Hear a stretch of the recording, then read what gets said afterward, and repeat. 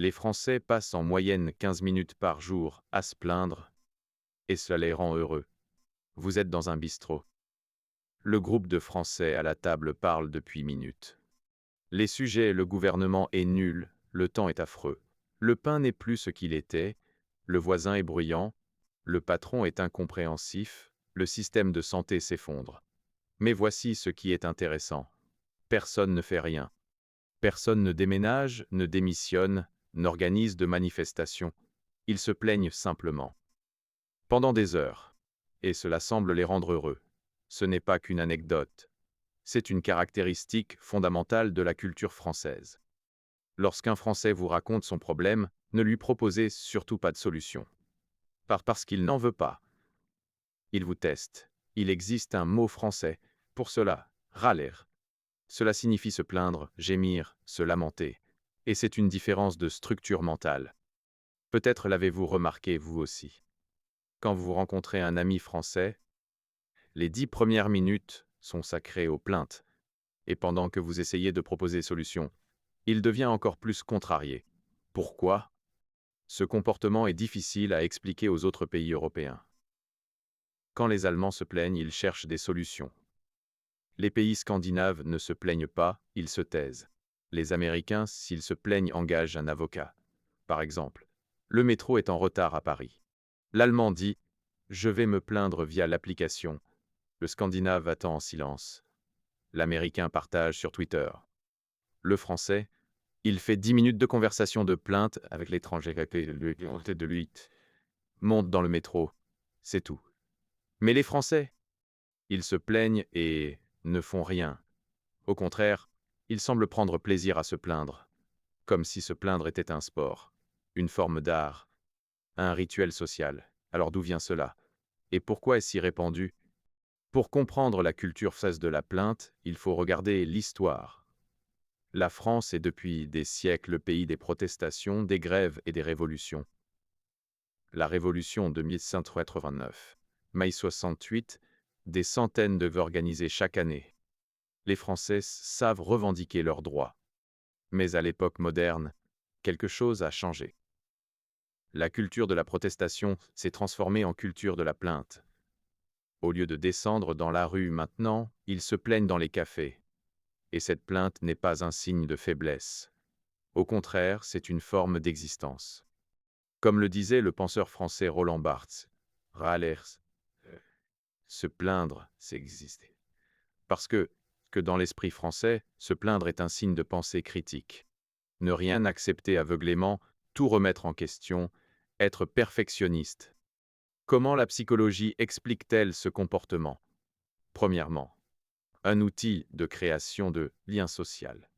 Pour les Français, se plaindre est comme parler de la météo pour les Anglais. C'est un initiateur de conversation. Dire le gouvernement est nul, n'est-ce pas? C'est comme dire comment allez-vous?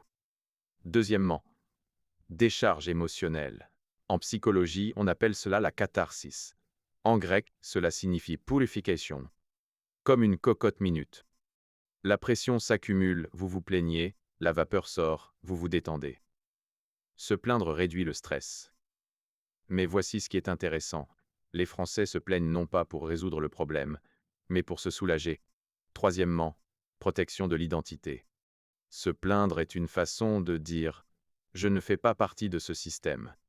Cela montre que vous êtes critique, intelligent, questionneur. N'oubliez pas d'aimer. Faisons découvrir ce sujet à plus de personnes. Tout le monde devrait le savoir. Abonnez-vous s'il vous plaît. Les 5 caractéristiques psychologiques de la culture française de la plainte. Première caractéristique. Il cherche un auditeur, pas une solution. Si un ami français vous raconte son problème, ne proposez pas de solution. Écoutez simplement. Il ne veut pas de solution. Il veut de l'empathie. Il faut dire « je comprends » et soutenir. Deuxième caractéristique. Se plaindre est une activité intellectuelle. Pour les Français, la critique est un signe d'intelligence. Plus vous critiquez, plus vous semblez réfléchir. Troisième caractéristique. Exprimer sa satisfaction est suspect. Dire « tout est génial » est naïf en France. La personne vraiment intelligente peut trouver des défauts dans tout. Quatrième caractéristique. La plainte est une appartenance au groupe. Pour les Français, se plaindre ensemble comme danser ensemble. Cela crée un lien social. Cinquième caractéristique. Le bonheur paradoxal. Les Français semblent malheureux mais sont élevés dans l'indice de bonheur. Parce que se plaindre les rend heureux. Ils sont différents des autres. Alors est-ce sain ou pathologique? Comparé aux autres cultures, cela semble étrange. L'Américain pense orienter solution. L'Asiatique recherche l'harmonie. Le Scandinave exprime la satisfaction. Mais pour les Français, c'est une stratégie de survie. Se plaindre, c'est ne pas se soumettre au système, c'est tout remettre en question. Et peut-être se sentir un peu plus libre. Écrivez dans les commentaires. Dans votre culture, les gens se plaignent-ils beaucoup ou restent-ils silencieux? La culture française de la plainte est comme un pont. Un pied dans l'histoire de la Révolution, de la résistance, de la liberté. L'autre pied dans l'impuissance, la complexité du monde moderne. Si vous vous asseyez avec eux dans un café, vous le ressentez. Ils se plaignent pendant 1 heure. Mais ensuite ils rient, boivent du vin, profitent de la vie. Parce que pour les Français, se plaindre n'est pas abandonner la vie. C'est participer activement à la vie. Si vous aussi possédez ces caractéristiques. Si vous pouvez trouver des défauts dans tout, si ne pas chercher de solution ne vous dérange pas, si vous pouvez être heureux en vous plaignant, si exprimer votre satisfaction vous met mal à l'aise, alors vous faites partie de cette psychologie culturelle. N'oubliez pas de vous abonner à cette vidéo pour plus de contenu sur la culture française. Et n'oubliez pas, parfois faut se plaindre est plus thérapeutique que changer. Parce que tout n'a pas besoin de changer. Parfois, cela doit juste être dit.